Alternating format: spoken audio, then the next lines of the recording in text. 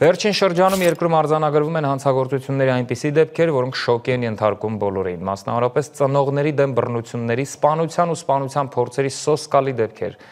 Ինչով է սա պայմանավորված, գուցե նախկինում էլ են նման հանցագործություններ շատ եղել, պարզապես ամեն ինչ չէ, որ իմացել են կամ ավելի վատ այդպիսի դեպքերն աճել են ու ամենակարևորը ինչ անել, որ սահմռկեցուցիչ նման արարքներ տեղի չունենան։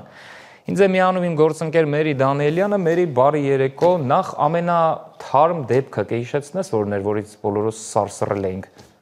Բարի երեկո, Դավիթ, սահմռկեցուցիչ դեպքերը վերջերս կարծես հաճախադեպ են դարձել, բոլորս կհիշենք Ծափաթաղի օրինակ մանկասպանության դեպքը,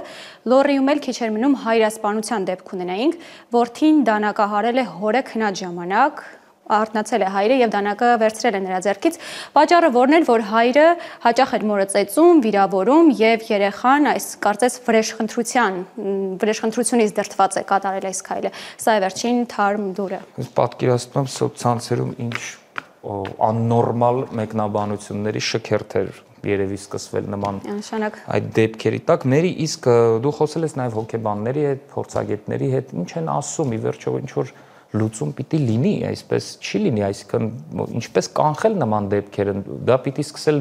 ներքևից, թե վերևից, դպրոցից, թե չգիտեմ, ինչ որ համայնքային ծառայություններ են, ինչպես է դա արվում, որ վերահսկվի, այսպես չի լինի։ Այո, Դավիթ, շփվել եմ հոգեբանների հետ եւ ոչ միայն, բնականաբար հոգեբանները եւ այլ փորձագետներ, որպեսզի առանձնացնեն լուծումները, նախ առանձնացնում են պատճառները, այն է առաջին հերթին ընտանեկան առողջ մթնոլորտի գործոնը, ծնող երեխա հարաբերություն, ճիշտ հարաբերությունները,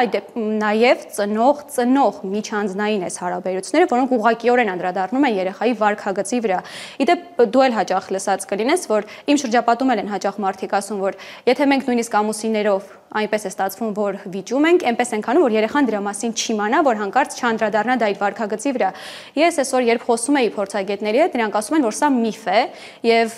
ոչ միայն երեխան զգում է դա միևնույն է, այլ դեռ ավելին, սա ավելի վտանգավոր է, որովհետեւ հնարավոր է տանը թեթև է կոնֆլիկտը, բայց երեխան, որը չգիտի դրա մասին, կարող է ավելի վատ բան ինքը նույնիսկ պատկերացնի։ Իսկ երբ պատճառը ընտանիք, ծնող, դպրոց, հոգեբանները հիմնականում սա են առանձնացնում։ Իսկ օրեր առաջ ես նաեւ զրուցում էի սոցիոլոգի հետ, ինքը այս շրջանակն ավելի է մեծացրել եւ ասում է սա նաեւ հանրային տրամադրությունների հետևանք է, ասում է այսօր առհասարակ հանրությունն ավելի ագրեսիվ է դարձել, նույնիսկ թեկուզ պետական կառույցների ներկայացուցիչների վերաբերմունքը նույն ազգային ժողովում, կառավարությունում եւ այլ կառույցներում ուղղակիորեն անդրադառնում են երիտասարդության պատանիների վարքագծի վրա, այսինքն երիտասարդները, պատանիները սկսում են ընդօրինակել այդ վարքագիծը, դառնում են ավելի ագրեսիվ եւ գուցե սրանք նաեւ հանգեցնում են այսպիսի հետևանքների։ Ակնհայտ է, որ մեր կյանքում ստրեսը վերջին տարիներին հատկապես ավելի շատ է։ Շատ լավ, արի ուրեմն տեսնենք ռեպորտաժը, տեսնենք ինչի մասին է պատմում եւ ինչ անել։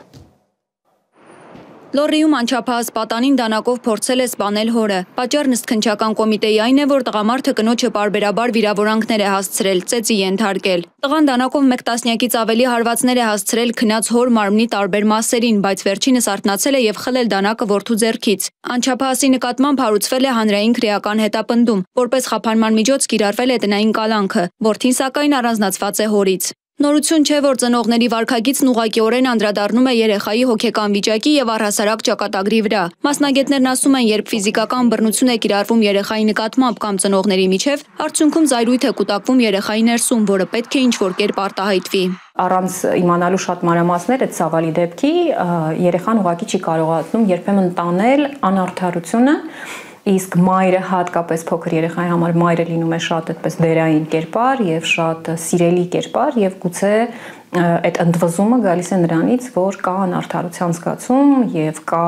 ցանկություն շտկելու իրավիճակը կամ ուղղակի վրեժխնդիր լինելու պատճառած ցավերի համար։ Հավանականությունը շատ մեծ է, որ երեխան, որպեսզի ազատվի այդ ցավագին զայրույթի զգացումից, ինչու ոչ նաեւ վիրավորանքի զգացումից, ամոթի զգացումից, վախի զգացումից, ինքը կարող է դիմել նմանատիպ վարքագծի, որպեսզի կարողանա ձերբազատվել։ Փորձագետների խոսքով կախված երեխայի խառնվածքից բնավորության գծերից դրսևորումները կարող են տարբեր լինել։ Կարող է եւ ինքը դառնալ այդպիսինը, հանցավոր երեխա կամ բռնարար երեխա կամ ավելի վարքային խանգարումներ ունեցող երեխա կամ կարող է դառնալ հակառակը, ներփակված, ամաչկոտ, սեփական եսը կորցրած, ինքնագնահատականը շատ ցածր երեխա։